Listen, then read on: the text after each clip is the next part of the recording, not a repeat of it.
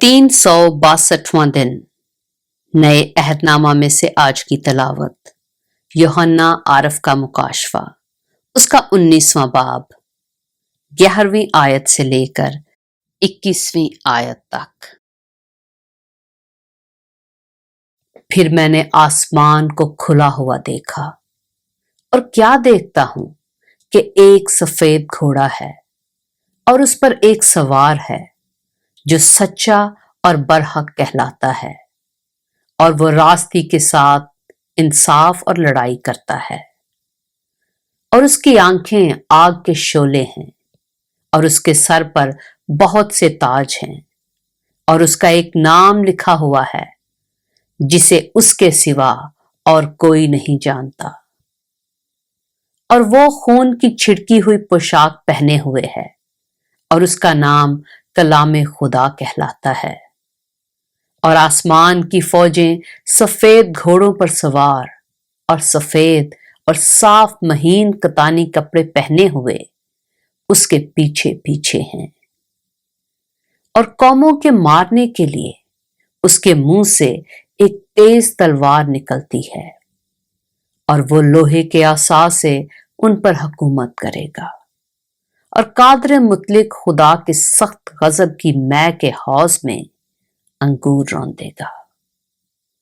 और उसकी पोशाक और रान पर ये नाम लिखा हुआ है, बादशाहों का बादशाह और खुदावंदों का खुदावंद।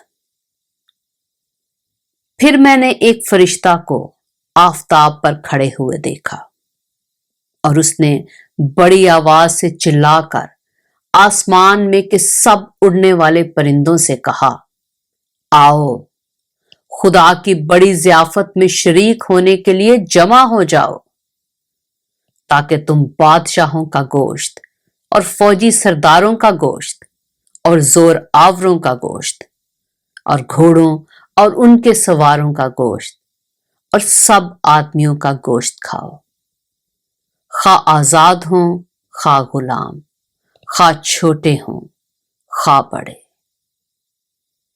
फिर मैंने उस हैवान और जमीन के बादशाहों और उनकी फौजों को उस घोड़े के सवार और उसकी फौज से जंग करने के लिए इकट्ठे देखा।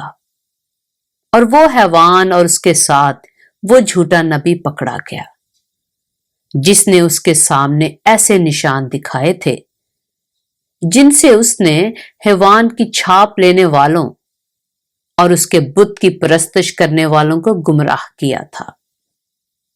वो दोनों आग की उस झील में जिंदा डाले गए जो गंधक से जलती है।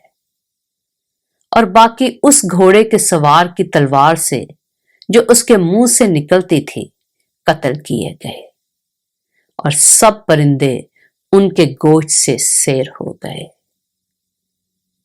पाक कलाम के पढ़े और सुने जाने पर खुदावंद की बरकत हो।